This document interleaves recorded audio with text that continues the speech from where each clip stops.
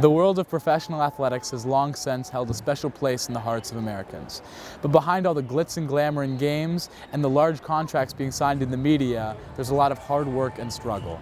The Lancaster Barnstormers, a local independent league baseball team, have athletes that experience many hardships that come with playing professional sports, one being an arduous schedule. In the Atlantic League, we play 140 games, 70 at home, 70 on the road. So, you know, on an average week, we're playing 3 games at home, 3 games on the road. So, usually take a bus. You know, road trips usually last between 3 to 8, 10 hours, sometimes at the most. But, you know, you play in some of the lower level leagues, in the minor leagues, you get some really strenuous bus ride stuff that's 10, 12, 14 hours. A second hardship that many pro athletes face is low pay.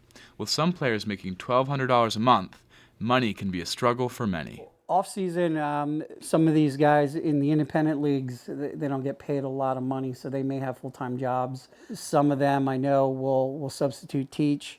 They'll also maybe do baseball lessons, pitching and hitting. There's a lot of controversy over how much minor leaguers get paid. They compare it to minimum wage.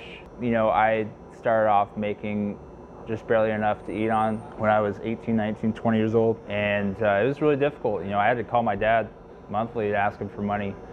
But it's really tough having to, you know, live off of just a couple $100 a month. And it's a little bit better at this league. You know, we are provided host families, so we have volunteers that will take us in and give us a room to stay in, and will cook meals for us. The minor leagues, it's a little bit different. You know, you're basically thrown into a situation where you need to find your own housing, and at times it's 5, 6, 7 guys living together in a 1 or 2 bedroom apartment.